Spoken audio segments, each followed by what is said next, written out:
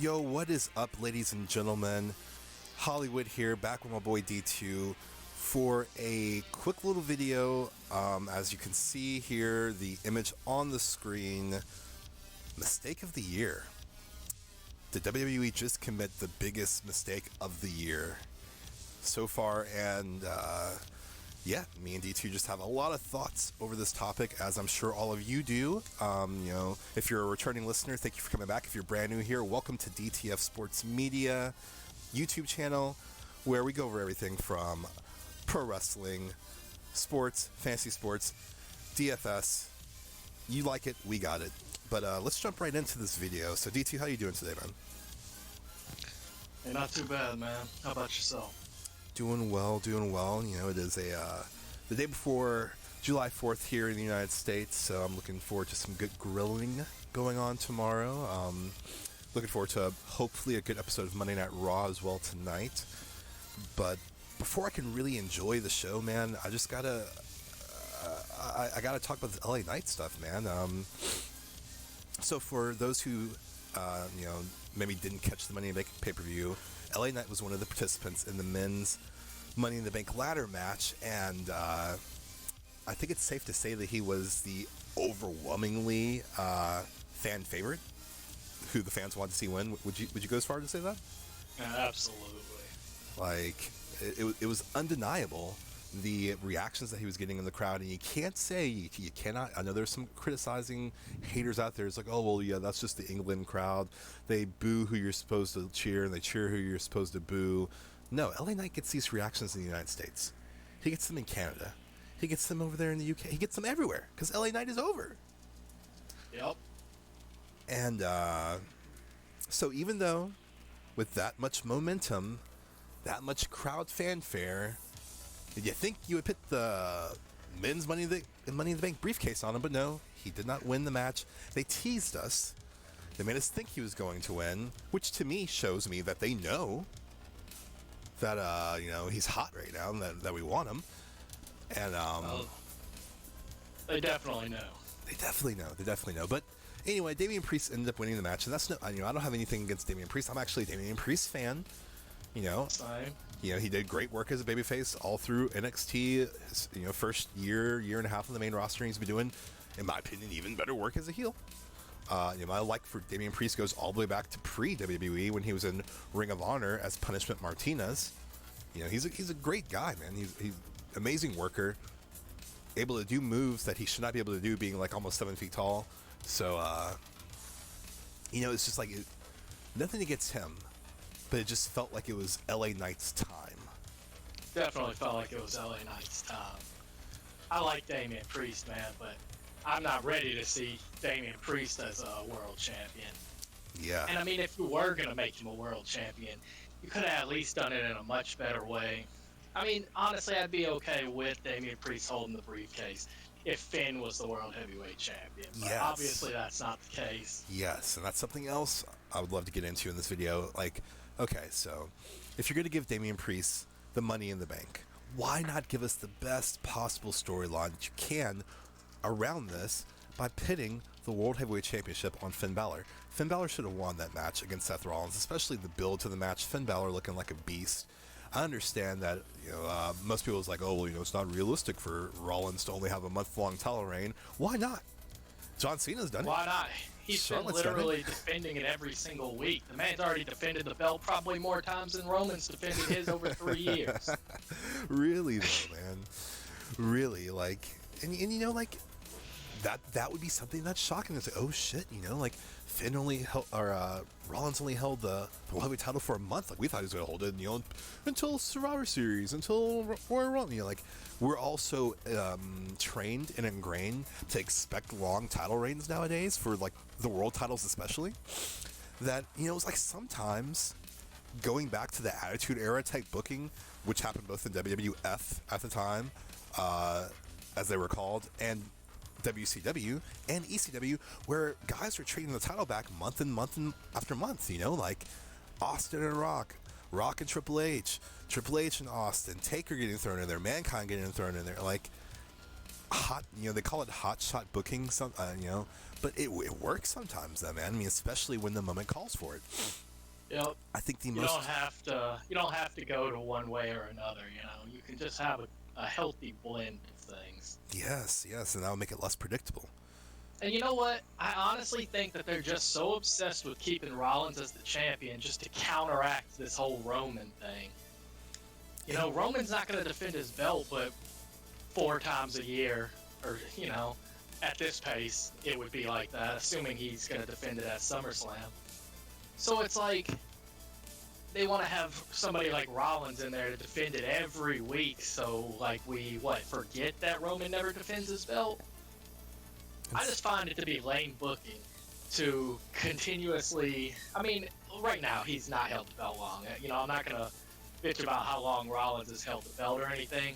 It's just more so the fact that the way it looks to me is that they're going to keep the belt on Rollins for a while, just to try to counteract the whole Roman Reigns issues with not defending the belt. And see, I don't understand. Like, okay, like if that's what they want to do. Why Finn Balor can't defend the belt? Yeah, the only thing I feel about that is it doesn't seem like a very heel thing to do, to come out and try to defend it every week. But that is true. That is very true. You could just defend it at every pay-per-view, and people would be okay with that. I feel like I'd probably rather see that, to be honest. And I don't need to see a freaking world title match on every Raw. And even though they'd be banger matches for sure, but I mean, and I definitely feel that. Maybe they're going through. It's a very babyface thing to do these open challenges or whatever they want to call them, weekly title defenses, pitting themselves in the quote unquote vulnerable position of running themselves ragged at that kind of pace. But we have Adam Pearce on screen as an authority figure. Adam Pearce could be the one that makes Finn Balor defend the title every week, and Finn Balor bitches and complains about how Adam Pearce and the upper management is making him defend. He shouldn't have to, which would further entrench Finn Balor as a heel. He should complain. He should whine. Management's making me defend. I'm only entitled to defend once every 30 days in my contract, and they're up here making me defend once every 7 days. This is bullshit. But you look at your boy Finn Balor, because the prince is still running through. I'm still the champion week in and week out. It could easily work. Yeah, I mean, you just came up with a storyline that completely fixes what I was just saying off the top of your head. So you'd think the guys who are paid for this could come up with something like that. And I mean, who knows? And I won't even put it on the guys who are paid, because you know what? I'm willing to bet that they did come up with ideas like this, and Vince McMahon shut them down because it doesn't align with Vince McMahon's vision. This goes back to an article I shared with you the morning of the Money in the Bank pay-per-view, talking about concerns over LA Knight's push. And Freddie Prinze Jr. was quoted in the article. He was recently on a podcast. And for those of you who don't know Freddie Prinze Jr., yes, the actor, he also was a writer on the WWE's creative team for several years during the 2010s. And Freddie Prinze Jr. said that while working there, he watched Vince McMahon know what the crowd wanted, know what the fan base wanted, and not give it to them, and then laugh about it backstage. And to me, that's just so... I'm glad Freddie Prinze Jr. exposed that, because that confirms exactly what all of his fans who criticize imagined was happening. Yeah, I found that to be kind of pathetic. I mean, when you just already know you're going to make enough money to where you're extremely profitable, and so you just basically say, fuck the fans, I can do whatever I want. That's kind of the way it seems Vince McMahon has become. Very much so, man. Back when he was, shitting his britches and shaking in his boots when WCW was dominating the ratings, he was on the... I won't say he was on the pulse of wrestling, because, Vince Russo is definitely there with some good storyline ideas for as much hate as Vince Russo gets as a writer for some of the things he's brought to on-screen life. But, I mean, they were doing a good job. They were trying to give people what they wanted. They were cutting edge. They were pushing the envelope. And now, there's no real competition ratings-wise, although, I mean, AEW is definitely here. They're definitely competition. AEW is definitely firmly entrenched in the number 2 spot as biggest wrestling promotion, but I guess they're not putting enough pressure. And let's just put it like this, WWE pit NXT up against AEW. when AEW first launched. So that's what WWE thinks of AEW. They Yeah. pit their developmental brand against them. And, they weren't worried about them encroaching on Raw or SmackDown numbers. And now that CM Punk is back, I think they can encroach on the very least Raw numbers. Because Raw is consistently getting sub 2, sub 2.0 in the ratings. So they're getting like sub 2 million viewers a lot of times. SmackDown, because it's on Fox, it's in more homes. So naturally they're getting over 2 million rated, 2.3s, 2.4s generally. Roman is a needle mover. You break down the segments quarterly, every 15 minutes of that quarterly of the hour. And Roman Reigns segments, they're the peak of the show. But what I don't understand is like, okay, you got enough money, you're making enough money, you got fuck you money at this point. Yep. Why not give the people what they want and you can get even more money? Like, I mean, that's kind of the way I've always looked at it. It makes no sense to me. It's like, yes, maybe you had a vision. They've had so many opportunities to make like megastar baby faces, and they just squander those opportunities in order to just continue to. I mean, I understand they want to do more long-term booking, and so they don't want to change their plans. I completely understand why they would want to put the briefcase on Damian Priest. Not only is he a good talent, but at the same time, the Judgment Day storyline is pretty damn good. But one problem I see with the Judgment Day storyline is, damn, man, like, when do these guys ever win? Other than Damian winning the Money in the Bank match, like... And other than Rhea. When does anybody other than Rhea win a match? Seriously. It's like, make them look strong, and it would be more interesting. I really don't care about Finn Balor being jealous over Damian Priest holding the briefcase, but I'll tell you, I damn sure would have been interested to see Finn Balor and how he reacted while he was holding the title and Damian was holding that briefcase. Yes, man. Finn has the ability to have the paranoia, to have the jealousy, to have the looking over his shoulder, him whispering in Rhea and Dominic's ear, trying to get them to turn on Priest because he's so paranoid. That was absolutely, in my opinion, the story to tell right there, with Finn getting the World Heavyweight Championship, Damian holding the briefcase, and Finn being paranoid about getting cashed in on. Just having Damian stand up when Finn was going for the third coup de grace in the ring, and that made him hesitate, and so then he misses, and then he gets stomped, and Seth wins. And then they argue ringside, and they opened the camera mic so you could hear a little bit of what they were saying, and Finn was like, were you here for me or were you here for Rollins? Yada yada yada, and Damian's like, I was here for Rollins. That's just not the most interesting thing you can tell, man. And it really isn't, and it really was a bummer. The pay-per-view in general, it was a bummer to me, going through a lot of the matches and the booking decisions. Yes. I felt like once Damian won that briefcase, I was like, okay, I much would have rather seen LA Knight, but maybe that means Finn wins that belt and we at least get that storyline, which would be awesome. It'd be just as awesome.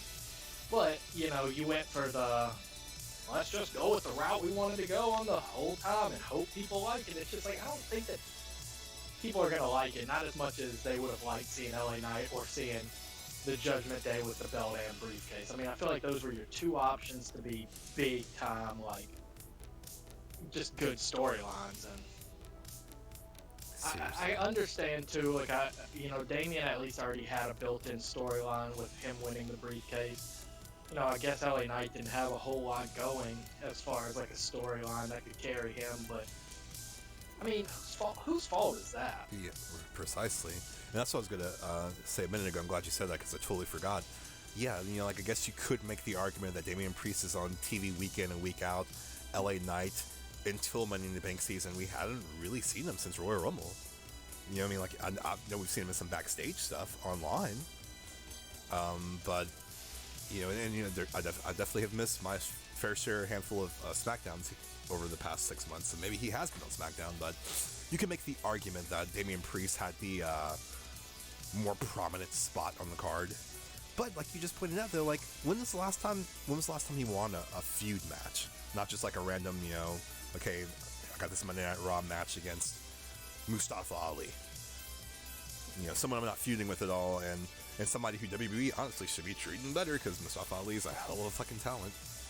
But they just got him jobbing out. And, you know, until he has just gone down to NXT, which hopefully he can actually get used right by Shawn Michaels down there without Vince McMahon interference. But yeah, man, you know, it's like, I would make the argument that Damian Priest and LA Knight have the same amount of main roster feud wins, which is like 0 pretty much. Sadly. Yeah, and that's pretty sad. Sadly. I mean, like, you know, both Damian Priest and LA Knight were left off the WrestleMania card, which I think was a mistake. I know sure Damian Priest was in Dominique's corner against Rey Mysterio, but I mean, like, every member of the Judgment Day had a match at WrestleMania. Why not come up with something for Damian Priest, man? You know? I can't come up with any good reason. Like, you find a mid-card babyface, and you have them have a quick little 10-minute match, man. Just so that way, you know, okay, every member of the Judgment Day is in singles action. Can they go 4 for 4? There's a storyline right there. And then, you know, like, if Damian Priest and Rhea were the only ones to win their matches, then that's something for Finn to start getting a little jealous about. Because, like, okay, yeah, Damian's talking big shit. He's the only man in Judgment Day who won a match. And then, you know, it starts compounding on this right here. And then you do what you have been doing with them for the past, you know, few weeks, teasing the further dissension in the group. Then you have Damian Priest win. And then you have Finn Balor win. And, like, bro, it just writes... Like, sure, that it would have been great. It would have been absolutely great. And you talk about long-term story. Sorry if you hear all this rain in the background. I'm trying to grill a couple hot dogs, and it started raining you're good, on man. me, so... You're good. It's, whatever you do, save the dogs. I got an umbrella, and I'm hoping that this works out, but we're going to see. Hey, ladies and gentlemen, we're bringing you innovative video making, podcasting, whatever you want to call it. We're bringing you innovation here. Umbrellas over 4th grills. of July season, man. Had to grill some dogs. Gotta do it, man. Gotta do it. But yeah, man, you know, you talk about long-term storytelling. Well, that'd been long-term storytelling right there. You know, okay. And you know, I've been wanting to bring this up. I've been waiting until we got onto a recording. Did you hear how Triple H said on their little media thing after the show went off about something like, you know, oh no, we're not giving up on LA Knight or something, blah blah blah. Yes. Good things come to those who wait. Yes. He said that and it pissed me off. Yes, like, yes. Okay, fucking win. No good things ever come when we wait. I'm so glad you brought that up because I totally forgot about that and I wanted to talk about that as well. Yeah, man, you know, he acknowledged, he was like, yeah, you know, LA Knight, you know, the overwhelming fan favorite, but you know, I can't remember like the middle sentence in there, but you know, the ending was like you said, he was like, you know, the beginning that ascent, and you know, trust me, that ascent is just building, and good things come to those who wait. And it's like, man, was he telling that to us, or was he telling that to LA Knight? Right. You know, or was he telling it to both of us? Because now I look at the SmackDown landscape, and that's something I wanted to ask you. Okay, so where does LA Knight go from here to be featured on SummerSlam in 5 weeks? Because that's the next pre-ring. The only thing I can see is him versus Logan Paul. I've heard that there's rumors that Logan Paul is going to be on the show. You can make that match, and I'd be happy with that match. And I would be happy with that too. And I just read an article, sadly, on the dirt sheets saying that LA Knight is not going to be the one who faces Logan Paul. They're pitching Sami Zayn, Kevin Owens, Edge. This is another thing. Like, you know, when I was bringing up, like, I feel like they've squandered these chances to make big baby faces. Is like, man, Sami Zayn was like, he was the megastar. Mega over, man. And I just don't even like running the tag titles just seems so beneath him. And I hate to feel that way, you know. It's cool when you get some main event stuff involved in these tag title matches, so that, you know, they can elevate the actual titles. But it's like ever since they stopped feuding with the Usos, it's like there's not really anything for them to do that feels on that level, and that kind of makes him feel like he's not on that level. For real. And, you know, I want us to not get too deep in this because I feel like we need to make a video on that as well. Oh, yeah. But I don't have a whole lot of time left anyways. That'll take us a while, I think. We can talk about that for quite a while. But I'll just throw this out here for the listeners so you guys want to come back. Personal opinion, Sami Zayn should have been the first World Heavyweight Champion. Just saying. Yeah, I agree with that, too. I'd much rather be seeing this storyline right now with Sami Zayn rather than Seth Rollins. Like, if we could have maybe got that World Heavyweight Championship created a little bit sooner, and maybe even have it crowned WrestleMania on the biggest stage of them all, because you knew you had this coming down the pike. You know, I heard rumors that that's where they were planning on doing, because they apparently had plans to make Cody Rhodes the first ever champion, or like a world champion of like a new belt or something at WrestleMania. I believe there was like reports out there about that, like that was the plans earlier on, and you know, obviously that changed, but Man. you know, they obviously, I don't know if they just couldn't get it done in time or what their reasoning behind that was. They just decided against it, but I feel like the articles are probably true, seeing as shortly after we got the World Heavyweight title. Yeah, you know, that's something else from the media scrum. Triple H talking about, like, the articles we read online, 75% of them are inaccurate.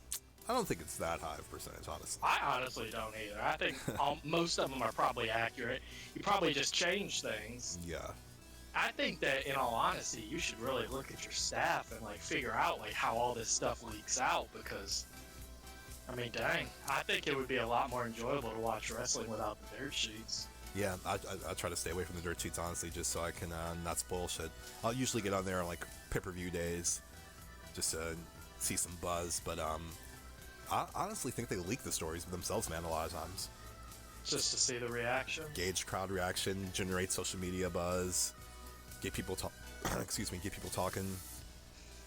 Man, imagine the timeline, man. The parallel reality, the parallel universe that me and you are living in right now. We're making this recording about how great WWE is because Sami Zayn is the World Heavyweight Champion and Cody Rhodes is the WWE Undisputed Universal Champion. Yeah, I mean, I would definitely enjoy that. Imagine that reality. I want to see fucking this Finn right now that we're seeing first fucking Sami Zayn. Yeah. That sounds great. That would be fucking great. That would be great. But seriously, God, man, there's so many good potentials in the match, and talk about them needing to take a look at the staff. You know, they also need to take a look at the staff of, like, why are fans so critical? And I know you can't please everybody. If LA Knight had won, there would have been plenty of people who would have been hating on the decision, like Kevin Nash, man. Kevin Nash saying that LA Knight is a ripoff of The Rock.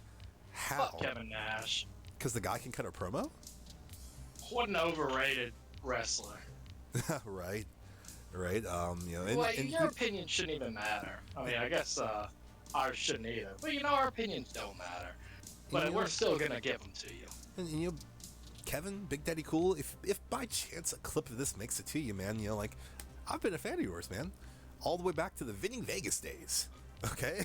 Like, you know, I do not understand these criticisms on LA Knight, saying that he's like a Stone Cold and Rock ripoff. Like, what do you mean? He's like really good and fluid on the mic, and he's bringing charisma, and he's got a catchphrase. Hey, whoa! Somebody already did that now, bro. Like, I really don't say, like, you know, Kevin Nash's critique, for those of you who didn't see the news report on Kevin Nash's podcast here over the weekend, he was saying that the promo that LA Knight cut on Logan Paul was a straight rip-off when he was, like, you know, talking about shoving the microphone or shoving, like, the briefcase or whatever he talked about, you know, pinning it where the sun don't shine, or what did LA Knight say? He said, I'll give you, open up the briefcase. Honestly, and there's don't remember. I think it was open up the briefcase and then there I left a roadmap where you can stick that. Pretty much like saying shove it up your ass. Without saying shove it up your ass. How is that a ripoff of The Rock, bro? Like, Kevin Nash saying, like, the only thing he didn't say that wasn't ripping off The Rock was turn that sumbitch sideways. It's like, bro, he said open up the briefcase and I left a roadmap in there for where you can pin it. Like, The Rock never said anything like that. So, are you telling me that nobody in wrestling can say, like, stick this up your ass because The Rock did it? I mean, apparently. I guess we can't wear gold chains and floral print Hawaiian shirts either, and dressy, flashy dress shirts either. You know. Was Kevin Nash saying this about John Cena just being Hulk Hogan? Because maybe he was, but maybe he wasn't, because he was actually active competitor then. He was worried about his spot. Maybe, I don't know. And you know, I got a lot of sympathy for Kevin Nash. You know, like, he just recently lost his son. Oh, that does suck. You know, freaking less than a year ago, or just slightly over a year ago. You know, just woke up and he was dead. You know, they were both trying to detox from drinking a lot, and so I guess the general belief is that it was, like, you know, that shock to the system of quitting drinking cold turkey. But you know, so like, I hate feeling some hate towards Kevin Nash, but like, bro, it was bad take, man, bad take. Yeah, definitely agree. And I'm just really, I really can't help but feel that, you know, until this happened right here, not pinning the title on Cody at WrestleMania was my candidate for mistake of the year. Absolutely. But seeing that Cody still has his spot, he's still the top babyface of both Raw and SmackDown.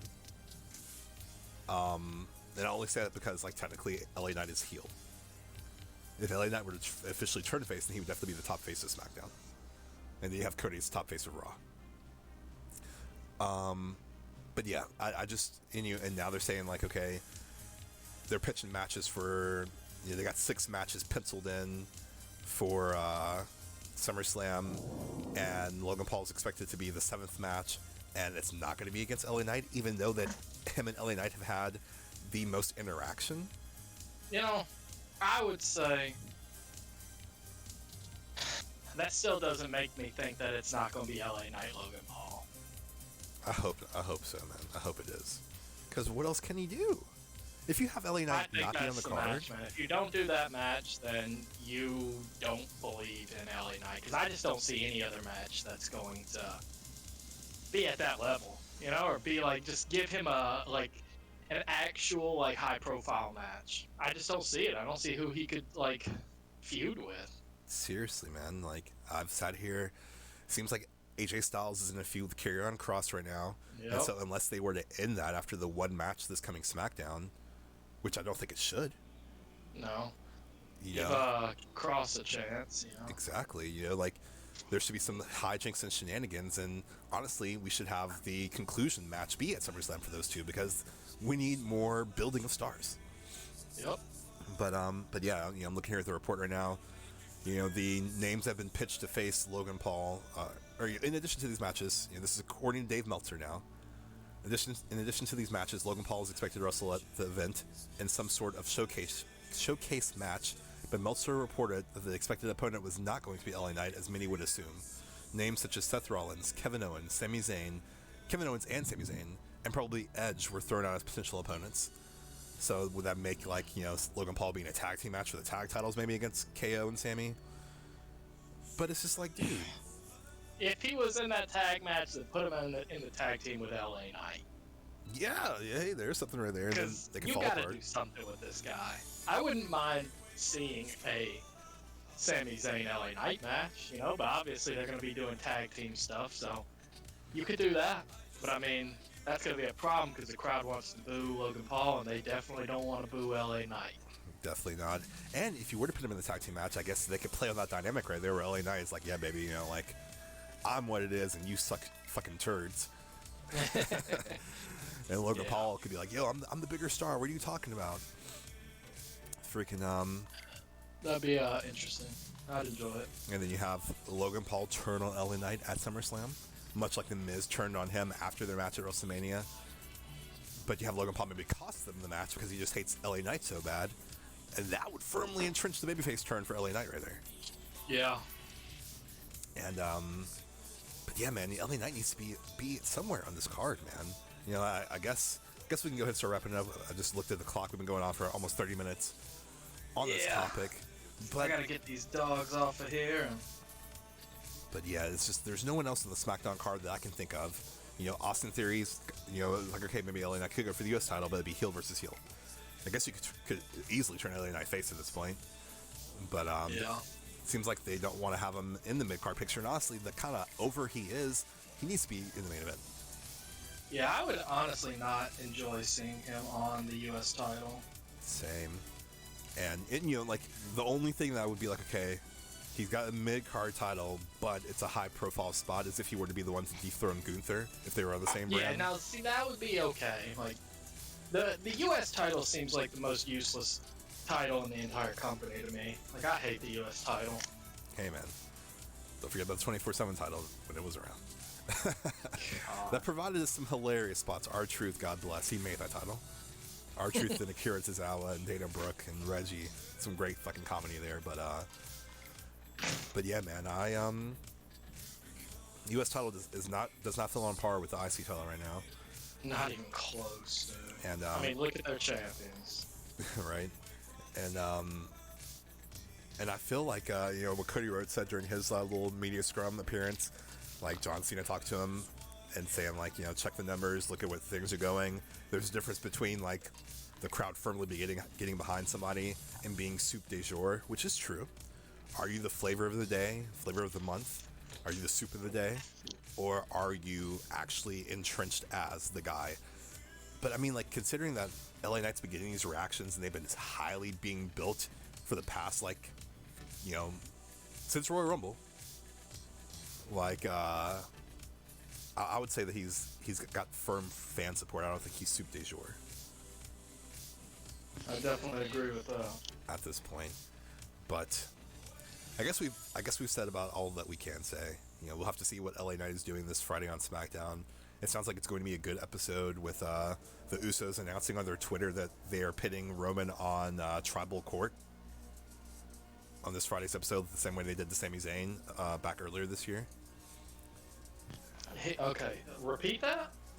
The Usos tweeted out that they're pitting the tribal chief on Tribal Court the same way they did Sami Zayn.